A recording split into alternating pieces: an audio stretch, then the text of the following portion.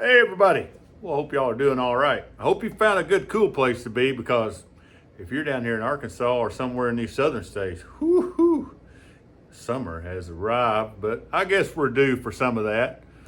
Well, now I'm sitting here and I've been looking at some of my comments on my YouTube over the last few days, and I guess I got some explaining to do. So, I snuck something in on you guys, and I guess I need to cough up on it here a little bit. But you can see my old Mariner here in the background that's replaced the old Merc.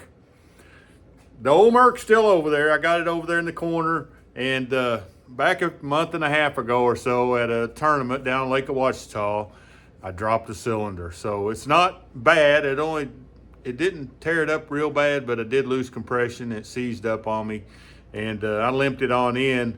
But I had another tournament in 2 weeks, so I jumped on Marketplace and got looking around, and I found this 1998 model. Now, this is old Magnum 2.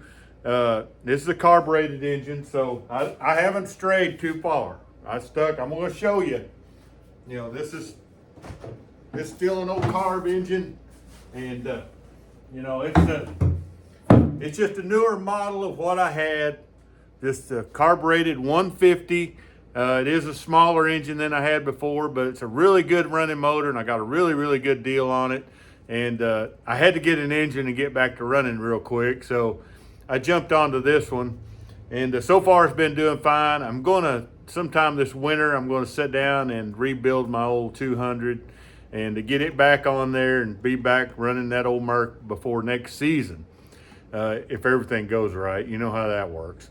But so that's what's going on.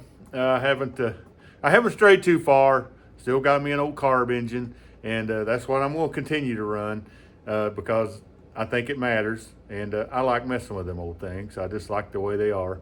But and I enjoy the smell of that old smoke. There's something about it. But it kind of goes back to an old adage my dad used to teach me, and he always drove old Ford trucks, and I kind of shifted over and always drive old Chevrolet trucks. And, over the weekend, we had some trouble with my old Suburban, and, I had to go back to driving one of my other old rigs. But my dad always told me, he said, son, if you're going to run them old trucks, you better have more than one. So I've always, all my life, kept a few spare vehicle around because I always ran old stuff. It's going to be kind of like this right here.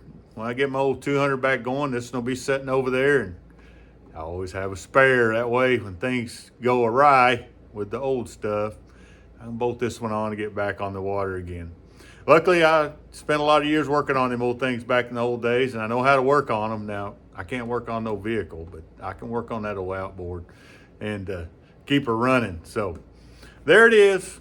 I should have told y'all right up front, and I apologize. I just didn't think too much about it. So just remember, if you're going to run old junk, you better have more than one. Catch y'all later.